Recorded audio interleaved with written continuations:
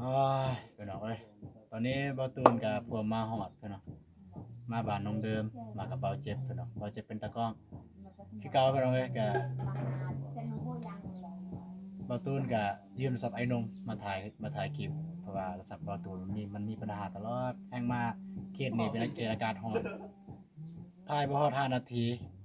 มันก็ฮอดดับพี่น้องเอ้ยเอ้า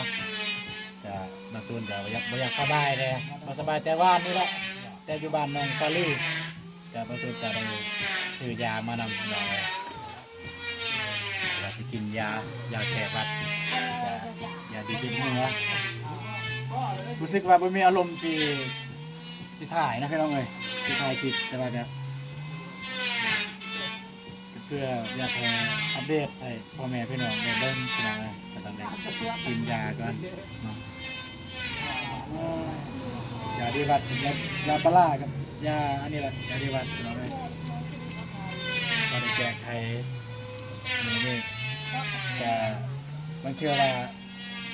ตอนแรกเนี่ยก็ได้เดินทางกลับไปบ้านนองซาลี่พี่น้องเพราะว่าเมื่อวานเนี่ยยัง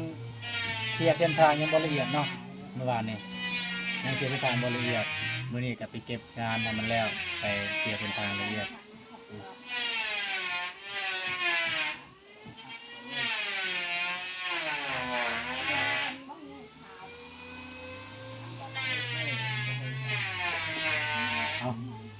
ก่อนสิไปเรื่องอัปเดตน้อยนึงสร้างให้เพื่อนแล้วก็สิไปหาน้องเดิมพี่น้องเอ้ยคนอื่นหมดกับกราบทักทายสวัสดีแล้วก็สวัสดีพ่อแม่พี่น้องหมดทุกคนเนาะเพราะว่าอยู่ภายในหรือต่างประเทศพี่น้องเอ้ยยินดีต้อนรับซ้ออาตูนชาแนลพี่น้องเอ้ยก็มื้อนี้ก็บ่ตูนก็จะมาเบิ่งความคืบหน้าเพื่อนน้องเดิมแล้วก็ไปหาน้องเดิมมันเป็นจังไดเนาะไป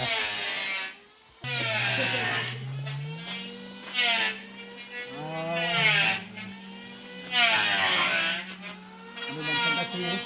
เรียกว่าสังกะสีวะแม่นนะสังกะสียังบ่เคยเห็นเลยก็ไอ้เบาอนงเพิ่นมาส่งเมื่อเช้านี้ก็ไม่แม่นไอ้เบาอนงมาส่งดอกรถทางห้านแต่ไอ้เบาอนงเพราะว่าเราอยู่ในเมืองแดต่างเบาตูนแล้วก็เบาเจ็บก็บ่ได้ไปร่วมนำว่าเฮาอยู่นอกคณะเฮาก็เมื่อวานเนี่ยนอนอยู่พุ่นเลยบ่ได้ไปนำไอ้บ่าวนงเนาะกับเพิ่นไปซื้อเลยเพิ่นไปคนเดียวเลยเพิ่นไปซื้อไม่เพิ่นไปซื้อประมาณจักแผ่นนั่นเองเพิ่นไปซื้อนี่แล้วก็เพิ่นซื้อไม้แป้งเนาะเพิ่นซื้อไม้แป้งไม้เชื้อราจำนวน3ตับเนาะตับละ4แผ่นอันนี้ก็เห็ดปันล่มนั่นบอลเห็ดปันล่มก็ได้เป็น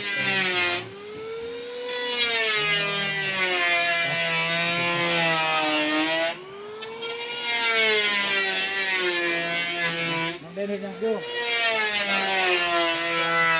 สบายกล่องนะ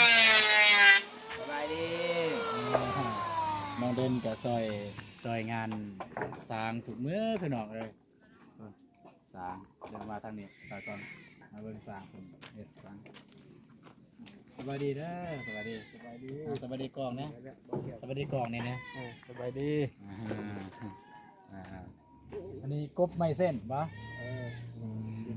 ตัวนี้สิใส่เทิงบ่หรือสิใส่นี่อ๋อบ่กวนละเฮ็ดพูนไอแดงอยู่เทิงพี่น้องเอ้ยสบายดีเด้อ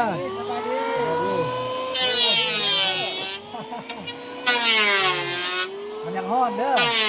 ฮ้อนแดดเด้อเด้อ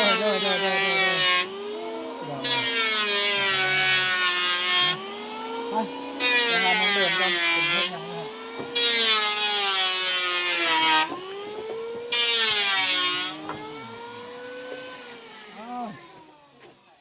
ขึ้นไปอยู่เฮือนคุณไปย่างไปหาเพื่อนสบายดีคนยังเยอะคนงามสบายดีตูนสบายดีผู้ใหญ่ใจบุญสบายดีเอฟซีไอตูนเดี๋ยวข้างหลังอยู่นี่ ล้างถ้วย ล้างถ้วยเป็นอย่างนะน้องเดินก็ล้างถ้วยน้องเดินเสื้อจานน้องเดินล้างถ้วยเพื่อมีถ้วยใส่ของกินของยาให้สร้างแดเนาะเพราะว่าต้องได้เฮ็ดกินเฮ็ดยาให้สร้างพี่น้องเอ้ยน้องเดินทุกมื้อแต่ละเทื่อก็เป็นแบบนี้ตลอดเนาะแม่นบ่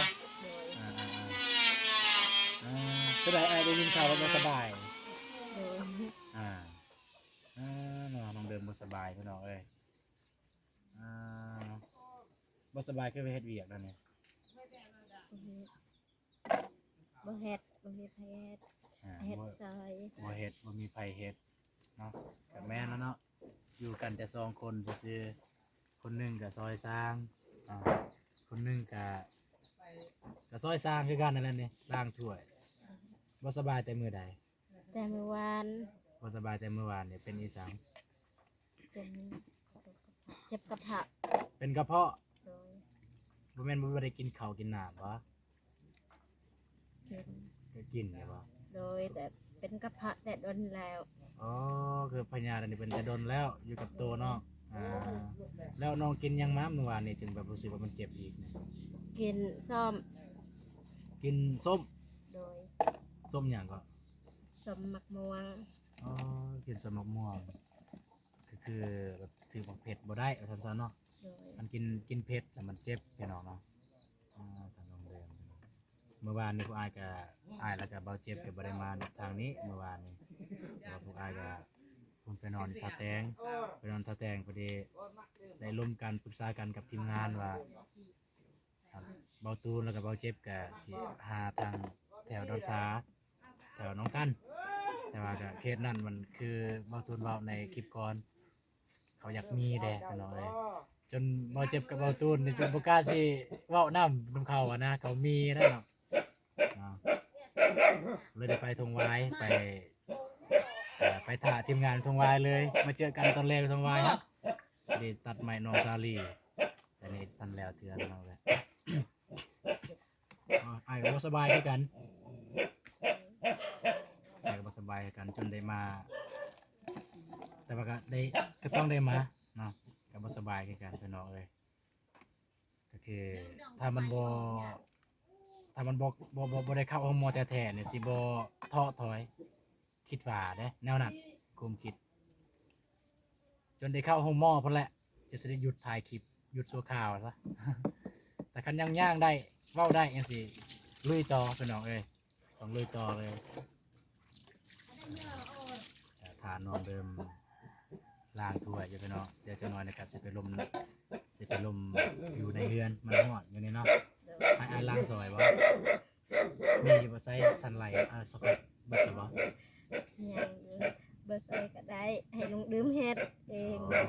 ถ้วยมันบ่หลาย บ่ลายจังได๋น้องบ่สบายเด้มันฮอดแม่ก็ฟ้ามืออยู่เฮือนเด้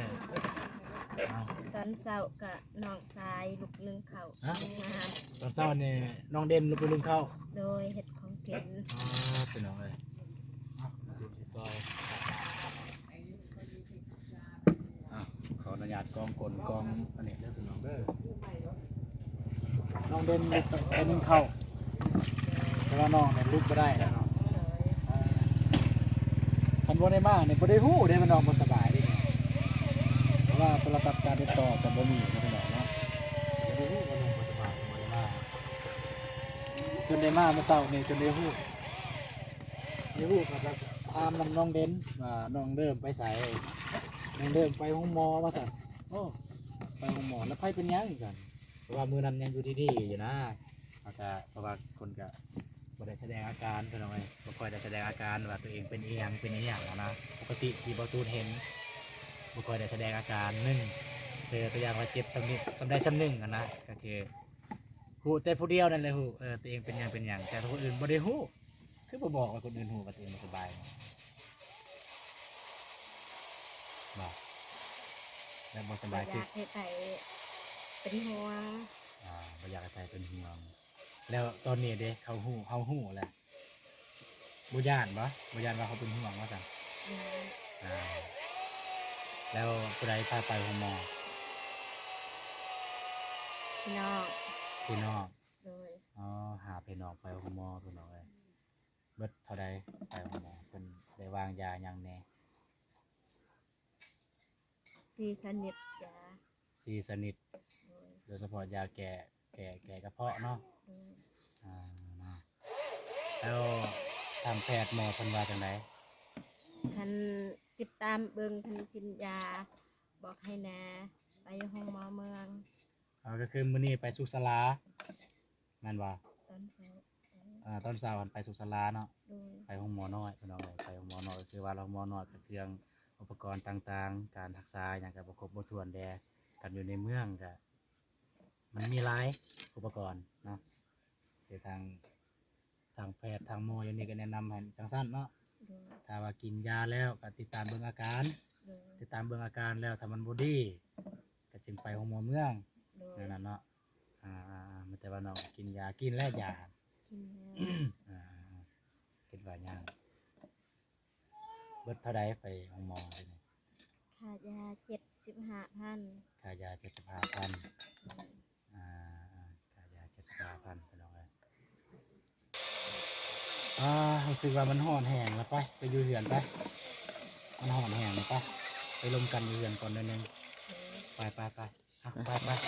อยู่เรือนไปขึ้นไปขึ้นได้ปะเนาะไปเนาะก็คือ FC ได้เมนอยู่ว่าบอสตูนเฮ็ดทันใดเฮ็ดดังเดิมนะเพื่อสะดวกขึ้น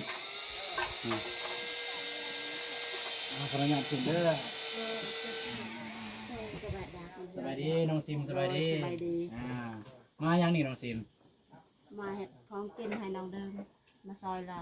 โอ้มาซอยน้องเดิม โดย เฮ็ดของ แนว กิน เรา ให้ บ่สบาย อ๋อเฮ็ดของกินให้สร้างบ่ โดย อ๋อได้หยังกินเนี่ย ปลาทู ขึ้นมาตะกล้องนิดนึง จับก่อนจับก่อนนะ ตะกล้องเขาขึ้นยากแล้วพี่น้องเอ้ยพอตูนจับเองมาเบิ่งสิอัปเดตก่อนทักทายเด้อ สบายดีเด้อ โดยมื้อนี้ก็เบาเจ็บเป็นตะกล้องให้พี่น้องเอ้ยเนาะนี่เลยว่าเนาะใส่แล้วยาเป็นออกสี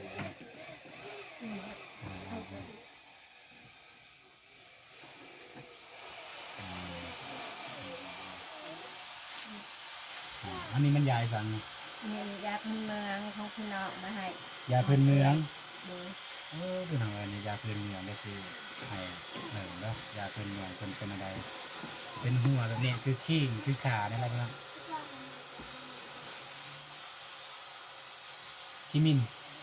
เดี๋ยวนะ มันคิมินเนาะ บ่แมนยา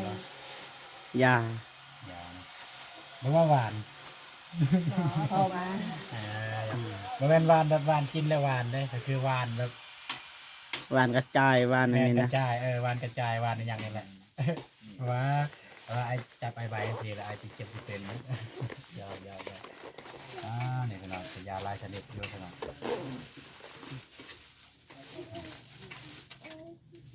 กินแรงหนึ่งเสาร์หนึ่งยาเนี่ยพี่น้องเลยอันนี้แค่บทิมเลยกินกันนี่แค่บทิม เดิม ได้บ่ได้รู้สึกแบบว่าปวดหัวตัวหอนอย่างบ่รู้สึกว่าปวดหัวบ่ได้รู้สึกว่า นอนแต่เจ็บกับเหาะอย่างเดียว มันแต่เจ็บอยู่นี่ปะ โดยเจ็บอยู่นี่สอดหลังอาการเนี่ยคือเจ็บอยู่นี่แต่ว่าสอดหลังเลย แล้วมันเจ็บในเวลาใดมันมักเจ็บ กินเวลาทำกินซ่อมเจ็บเลยทายเป็นเลือด ทายเป็นเลือดเป็นหนอลองโดนทายเป็นเลือดกันกินแล้วมันแบบจังว่ากินส้มกันกินข้าวเนื้ออื่นมันเป็นยังเนาะกันกินส้ม เป็นกินเผ็ด กันกินเผ็ด โดย เกแบบมันเป็นเลยเนาะ โดย วิธีแก้ปัญหาตัวนั้นก็คือมันจะลองมาให้กินไม่กิน น้ำ เผ็ อั ด ดลมเราคนกินบ่ได้ อย่างน้ำอัดลมก็กินไม่ได้ โดยกินน้ำอัดลมตอนเขาบ้านมากินข้าวอยู่นี่ ตอน ไม่ไรคนนี้เผ็ด ตอนงานเนาะ โดย เดี๋ยว ก็คือตอนนี้คือน้องเดิมกินน้ำอัดลมก็บ่ได้เนาะ โดย กินน้ำอัดลมบ่ได้แล้วก็ คันกินเผ็ดก็เจ็บอีกกินน้ำอัดลมก็เจ็บ โดยกินเค็มก็บ่ได้ กินเค็มก็ไม่ได้สรุปง่ายๆคือกินได้แต่อย่ามาเข้าเนาะสมมติข้าวเปียกต้มแต่ข้าวเปียกเลยใส่ปิ้งนัวได้ปะเป็นนัวได้เนาะแต่น้อยเดียวก็น้อยคือลำบากแล้วน้องเดิมจะกินข้าวกินหยังแหละเนาะ หมอบอกเขากวดตอนเช้าเพราะว่ามันบาด มันบาดอยู่ใน โดย ในกระเพาะหัน โดย อ่า ไทยเป็นเลือด ตายเป็นเลือดมันบาด ป อก ยู่ใน ปกตินี่เวลาเจ็บยามใดทายนี่เป็นเลือดยามนั้นบ่ โด แบ ย บนั้นบ่ เป็น แล้วว่ายามบ่เจ็บก็ทายเป็นเลือด หมอตอนบ่เจ็บไทยเป็นเลือดตอนเจ็บไทยเป็นเลือด โอ้โดยเข้าใจแล้วเข้าใจแล้ว ก็คือตอนเจ็บตอนมันเป็นเนี่ยคันท้ายเนี่ยขออนุญาตเด้อคันท้ายเนี่ยมันเป็นเลือดเป็นเอาเลยแต่ว่าคันโบเจ็บแต่บ่ได้เป็นเนาะจังซั่นเนาะอ่าแล้วน้องรู้สึกอยากกินข้าวหรือว่าแบบตั้งแต่เมื่อวานมื้อนี้เนี่ย อยาก อยากจะมากินบ่ได้เนาะสุดท้ายก็บ่ได้มาทางนั้นจำทานขาก็บ่มีอยู่ในนี้จักเฮ็ดจังใดได้บัดนี้เนาะแต่ว่าพอผมอายก็ยังสิไปพูดอีกสิไปกับทีมงานไปบ้านตอกเพราะว่าทางอันเบาอนงเพิ่นว่าเพิ่นสิไปคนเดียวก็มันบ่อยากคักนะเพิ่นบอกสิไปทางบ้านตอกบอกแล้วว่าไปใส่ผู้จือแล้วมันมีแม่เฒ่าอะนะแม่เฒ่าผู้ตาบอดอะนะเพิ่นว่าเพิ่นสิไปหาก็จะเป็นต้องได้ไป แต่ว่าคันบ่คำบ่มืดบ่คำก็เดี๋ยวอาจสิซื้อลิกาซอยมาให้กินลิกาซอยเอามันจึงบ่เจ็บบ่เป็นแต่ว่าก็คันสิท่าซ้ำๆบ่อายมากอ่ะคือสิคำเติบแต่ว่าอายสิเอาเงินให้เพื่อให้น้องเด่นบ่ได้เป็นหยังเพื่อเป็นหน่อยประคับเรียกน้องเด่นก็คือว่าเงินไว้ยาจ้ะ